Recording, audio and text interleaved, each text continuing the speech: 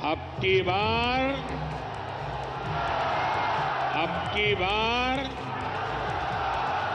अब की बार एनडीए सरकार 400 पार। मिशन 400 प्लस का है। अब की बार लिहाजा एक एक सीट पर सियासी गुड़ा भाग हो रहा है। बीजेपी का मिशन और विजन दोनों ही क्लियर है, लिहाजा टिकट जिताऊ उम्मीदवार पर भी लगाए जा रहे हैं। बीजेपी ने 8वीं लिस्ट जारी करते हुए पंजाब की 6 सीटों पर उम्मीदवारों के नाम का ऐलान कर दिया। बीजेपी ने हंसराज हंस को फरीदकोट से टिकट दिया है, तो परनीत कौर को बीजेपी ने पटियाला का टिकट दिया।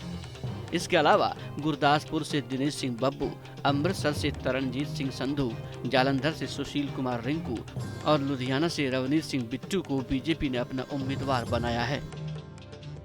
वही ऑब्जेक्टिव वही क्लियर है, क्योंकि अमृतसर का फोकस है, अमृतसर की डेवलपमेंट करनी है और सब मिलके साथ करें।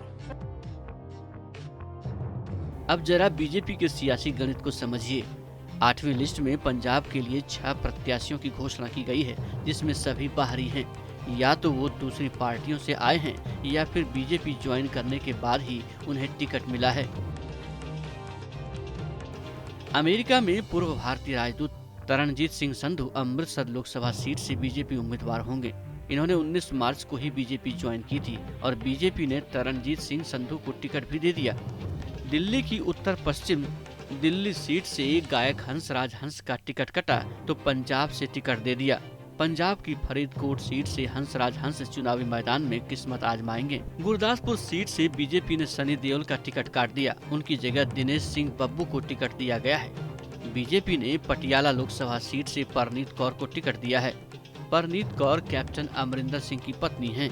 हाल ही में कांग्रेस से सस्पेंड होने के बाद इन्होंने 14 मार्च को बीजेपी ज्वाइन की थी और बीजेपी ने परनीत कौर पर ही दांव लगा दिया।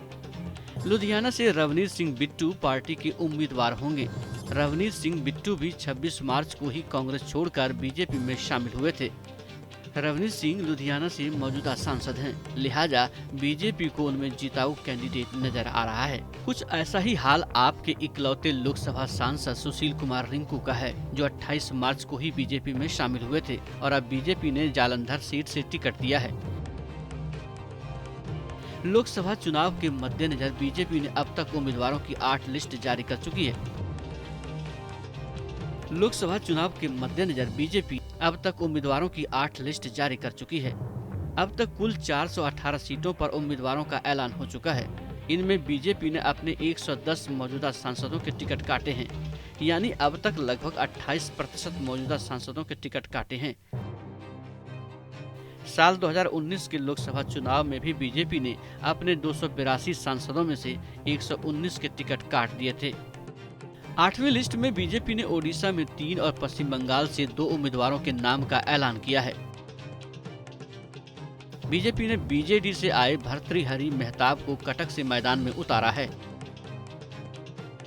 इससे पहले की लिस्ट में भी बीजेपी बाहरी पर दांव लगाती रही है। नवीन जिंदल ने कांग्रेस छोड़ बीजेपी ज्वाइन किया और बीजेपी ने कुरुक्षेत्र से नवीन जिंदल को टिकट दे दिया। सियासी समर में बीजेपी जिताऊ पर दांव लगा रही है, फिर चाहे उम्मीदवार खुद की पार्टी का हो या फिर बाहरी, जिताऊ है तो बीजेपी की लिस्ट में जगह है। Team news nation.